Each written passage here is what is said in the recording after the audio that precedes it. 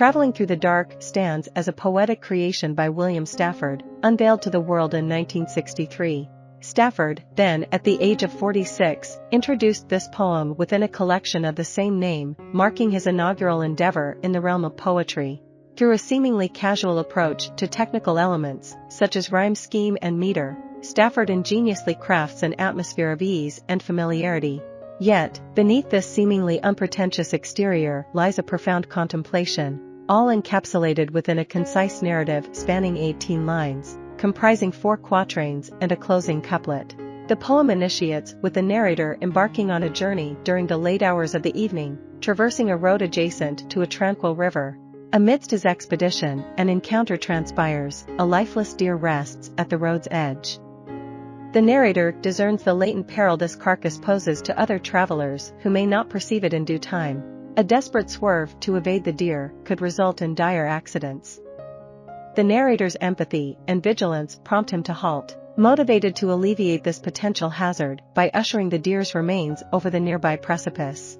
This course of action appears straightforward and resolute, devoid of complexities or negative implications, which the narrator articulates in a pragmatic manner. In the subsequent stanza, the narrator retraces his steps toward the deer, now illuminated by the faint glow of his car's taillights. An examination reveals that the deer's demise occurred recently, although its form is already rigid and cooling. This insight implies that the individual who struck the deer did not share the narrator's sense of communal responsibility. Instead, they pressed ahead, leaving the lifeless creature for the narrator to either collide with anew or veer away from, potentially inducing a crash. While the narrator begins to shift the carcass off the roadway in consideration of fellow travelers, he notices a distinct swelling in the deer's abdomen. Within the third stanza, the narrator's efforts to relocate the deer come to a pause. His attention shifts to the creature's lifeless form, particularly captivated by the noticeable bulge in its belly. The source of this phenomenon soon becomes evident: the deer carries life within her, bearing a precious pregnancy.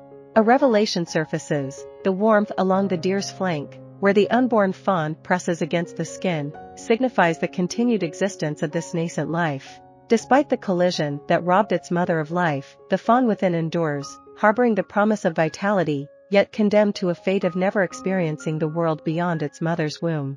This realization unsettles the narrator, unsettling the once clear moral stance of clearing the road. The narrative takes on complexity as a second life, once concealed, intertwines with his path. While the narrator swiftly assumes that his actions are futile in altering the unborn fawn's destiny, a lingering hesitation suggests the possibility that his conviction is feeble, driven by personal convenience rather than irrefutable certainty. Contemplating his role and potential influence, he grapples with the realm of possibility. In the final stanza, the narrator envisions his car as an eager participant, eager to move forward. Its headlights pierce the darkness, the engine's gentle hum a testament to readiness. Amidst this scene, the plumes of exhaust meld with the red glow of brake lights, an embodiment of solitude and isolation. Despite standing within the wilderness, the narrator senses detachment from its indifference. Despite the shared lineage between the deer and its natural surroundings, an unmistakable rift has emerged. The wilderness appears disinterested and unconcerned.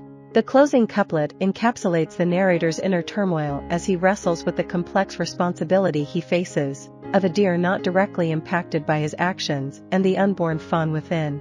Thoughts swirl within his mind, the gravity of his decision resonating deeply. The narrator emphasizes his intense contemplation, underscoring the weight of his decision that encompasses all. This subtle inclusion extends to the reader, now collectively grappling with the moral dilemma presented. In this scenario, the reader's inability to influence the outcome echoes resoundingly. Ultimately, the narrator arrives at a conclusion, choosing to proceed by nudging the deceased deer into the canyon. The path of action, initially established as self-evident and imperative, circles back as an inescapable resolution. The concluding sentence, "then pushed her over the edge into the river," resonates with efficiency and stark brutality.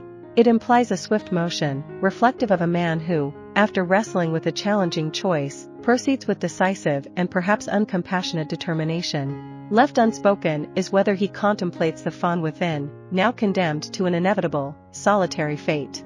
I hope you enjoyed this video. Leave a like if you did and be sure to subscribe. Thank you.